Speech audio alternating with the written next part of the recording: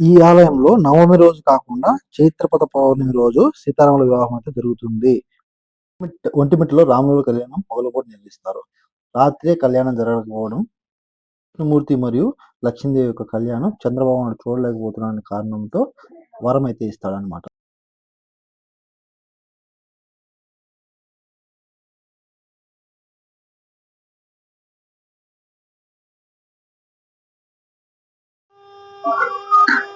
మనం ఆంధ్రప్రదేశ్లోని రాయలసీమ కడప జిల్లాలోని శ్రీ ఒంటిమిట్ట కోదండరామస్వామి టెంపుల్కి అయితే మనం వచ్చేసాము.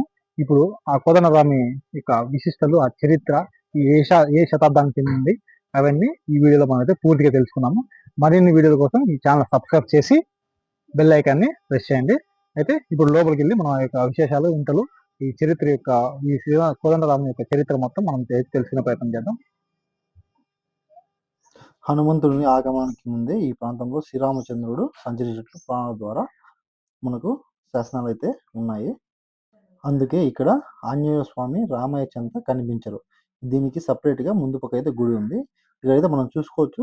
మరియు వెంకటేశ్వర స్వామి యొక్క నామాలు, శ్రీరామచంద్ర నామాలు, సూర్యచంద్రులు అయితే మనకు ఇక్కడైతే కనిపిస్తారనమాట. ప్రతి ఒక్క శిలాశాసనం మీద ఆ గుర్తులు అయితే మనకు పూర్తిగా కనిపిస్తాయి. ఎందుకంటే ఇక్కడ క్రీస్తు శకం 1356-77 వరకు విజయనగర సామ్రాజ్య పాలకుడు బుక్కరాయల సోదరుడు కంపరాయి ఉదయగిరి పాలిస్తూ ఒంటిమిట్ట ప్రాంతంలో పర్యటించారు. ఇక్కడ ఒంటాడు మిట్టాడు అనే బోయ సోదరులు ఉండేవారు. వీరిద్దరూ రాజులతో పాటు ఆయన వెంట వచ్చి బృందానికి వసతి కల్పించారు. వారిద్దరు చెరువు రామాలయం నిర్మించాలని కంపరాయలను అడిగారు. వారి కోరిక మేరకు వాటిని నిర్మించేందుకు ఆయన కృషి చేశారు. ఒంటిమిట్టకు కట్టిన ఆలయం కనుక ఈ ఆలయానికి ఒంటిమిట్ట కోదండరామ ఆలయం అని పేరు వచ్చిందని మరో కథనం ప్రచారంలో ఉంది. క్రీస్తు శకం 1600-1640 మధ్య కాలంలో సిద్ధవటాన్ని పాలించిన మట్లి రాజు ఈ ఆలయాన్ని అభివృద్ధి చేశారు. మట్లి అనంతరాజు పర్యవేక్షణలో ఈ ఆలయ అభివృద్ధి విశేష స్థాయిలో జరిగింది. అద్భుత శిల్పకళ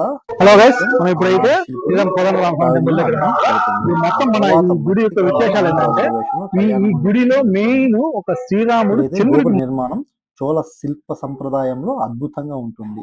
ఒక ఫ్రెంచ్ యాత్రికుడు టార్నవిల్ 16వ శతాబ్దంలో ఈ రామాలయాన్ని దర్శించి భారతదేశంలోనే పెద్ద గోపురంలో ఈ రామాలయ గోపురం ఒకటి అని కీర్తించాడు. ఆంధ్ర మహాభాగవతాన్ని రచించిన పోతన తను ఏకశిలాపురి వాసిని చెప్పుకున్నాడు. అంతేగాక తన భగవంతాన్ని ఈ కోదండరాముని అంకితం గావించాడు. దాన్ని బట్టి భగవంతంలో ఈ ప్రాంతానికి చెందిన వాడుగా మనకు కొన్ని మాటలు కొన్ని ఉండబట్టాయి. ఆయన కొంతకాలం ఇక్కడ నివసించాలని భావిస్తున్నారు. ఇక్కడైతే ఈ విగ్రహంలో జాంబవంతుడు ప్రాణప్రతిష్ఠ చేశారని కూడా చెప్తాడు. అది కూడా ఏంటంటే జాంబవంతుడు ఎదురుగా ఉన్న మరో గుట్ట మీద నుంచి రఘురాముడు దివ్యదర్శనం ఇచ్చి వరాలు ప్రసాదిస్తాడని, రామాయణ సీతాదేవి ఒకే శిలపై మలిచి జాంబవంతుడు ఇక్కడ ప్రతిష్ఠించినట్లు స్థల పురాణం కూడా చెప్తుంది. రామయ్య నడయాడిన నేలని కూడా చెప్పుకోవచ్చు. శ్రీరామచంద్రుడు తండ్రి మాట కోసం అరణ్యవాసం చేయాలని నిర్ణయం తీసుకున్నాడు. రామయ్య వెంట ధర్మపత్ని సీతమ్మ, సోదరు లక్ష్మణుడు కదిలి వచ్చారు.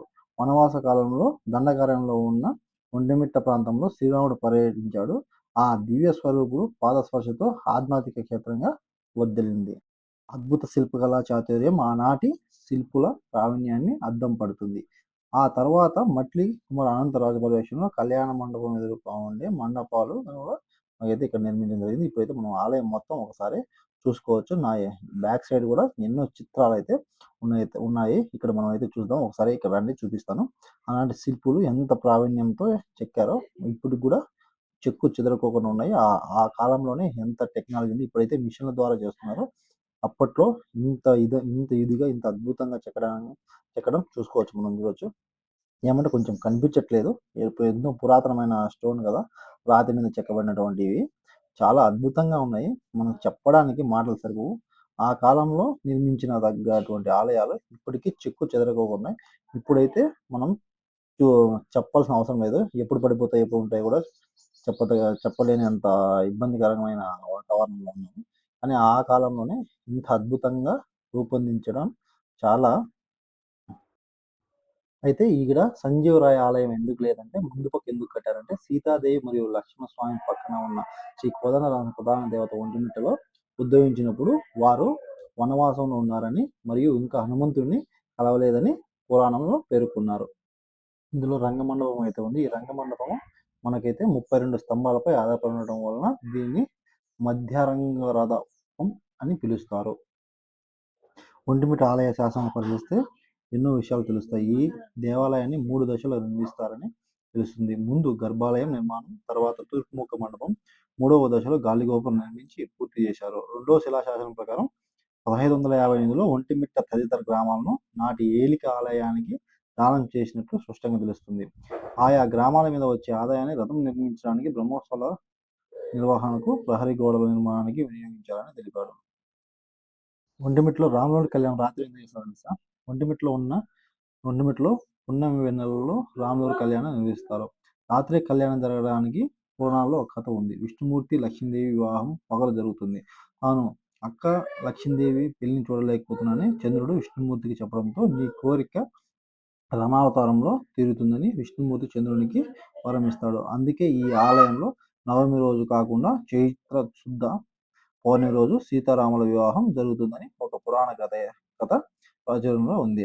ఇప్పుడైతే ఈ గుడి అయితే మనకైతే క్లోజ్ లో ఉంది. ఎందుకంటే ఇంటీరియర్ వర్క్ అయితే జరుగుతుంది రంగమండపం మొత్తం అంతా లోపల. అందుకనేసి నెక్స్ట్ మంత్ 9వ తారీఖు అయితే ఓపెన్ లో ఉంది. అప్పుడైతే మనం అయితే సందర్శించుకోవచ్చు. ప్రస్తుతం అయితే ఈ గుడి మొత్తం అంతా క్లోజింగ్ లో అయితే ఉంది లోపల. ఇప్పుడు మనకు పక్కన ఈ గుడి పక్కన అయితే మనకు పెట్టారు అనమాట. ఏంటి దర్శన భాగ్యం మనకు సీతారాముల దర్శనానికి అయితే మనం వెళ్ళాలంటే ఈ సైడ్ లోనే లెఫ్ట్ సైడ్ లో మనకైతే ఉంది. ఇంకా కూడా ఒక్కొక్క స్తంభం పైన శిల్పులు వాళ్ళు ఎంత అద్భుతంగా చెక్కారంటే అసలు మనం చెప్తే కాదు, ఒకసారి మీరు అనుభవిస్తే తెలుస్తుంది. ఈ దేవాలయంలో అయితే శ్రీరామ తీర్థం ఉంది. సీత కోరికపై శ్రీరాముడు రావణులతో పాతాళ గంగను పైకి తెచ్చాడని స్థల పురాణంలో వివరించబడింది. గోపుర నిర్మాణము చోళ శిల్ప సంప్రదాయంలో అద్భుతంగా ఉంటుంది. ఇక్కడైతే ఇంకో స్థల పురాణం ఉంది. రామలక్ష్మణులు చిన్నపిల్లలుగా ఉన్నప్పుడు విశ్వామిత్రుడు వారిని తమ యాగరక్షణ తీసుకున్నారని తెలిసింది. కానీ సీతారామ కళ్యాణం జరగకుండా అలాంటి సందర్భమే ఒకటి ఏర్పడింది. అప్పుడు హుంకాకుడు మహర్షి శృంగి మహర్షి రాముని ప్రార్థించడంతో దుష్ట శిక్షణ కోసం ఆ స్వామి సీతాలక్ష్మణ సమేతుడై అంబల పొది విభాగ కోదండ పట్టుకొని ఈ ప్రాంతానికి వచ్చి యాగరక్షణ చేశాడని స్థల పురాణం కూడా మనకైతే చెప్తా ఉంది. ఇది ఆంజనేయ స్వామి లేడు ప్రపంచంలోనే ఆంజనేయ స్వామి లేని రామాలయం అంటే ఇదే. ఒకప్పుడు అయితే ఇక్కడ ఆంజనేయ స్వామి లేడు ఇక్కడ రామాలయంలో. ఇప్పుడు మళ్ళీ తర్వాత త్రేతాయుగంలో అప్పుడైతే వనవాసం జరిగినప్పుడైతే ఆంజనేయ స్వామి అప్పుడు సన్నిహితం అయితే లేదు. తర్వాత ఈ గుడిని అయితే ఆంజనేయ స్వామి గుడిని అయితే నిర్మించడం జరిగింది. ఇక్కడైతే అద్భుత శిలా కట్టడానికి అయితే మనము ముక్తులు అయిపోవచ్చు. ఎందుకంటే అంత అద్భుతంగా ఈ శిలలు అయితే ఈ శిల్పులు అయితే మనకు చెక్కారు. ఇక్కడ మహర్షులు మునులు అయితే తపస్సు కూడా చేసుకునే వాళ్ళు. ఈ యొక్క ఒంటిమిట్ట కోదండరామ స్వామి ఆలయం ఏకశిలా నగరం అని కూడా మనకైతే పిలుస్తారు. అంతేకాకుండా ఈ రామాలయంలో మొదటగా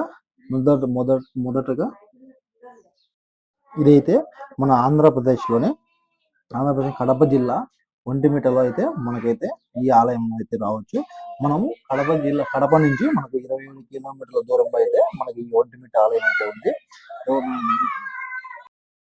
ఇక్కడికైతే ప్రతి స్టేట్ నలుమూల నుంచి ఇక్కడికైతే రామ భక్తులు అయితే మనకు వస్తారు. ఈ ఆలయం నిర్మించడమే ఒక గొప్ప వరం అనేది మనం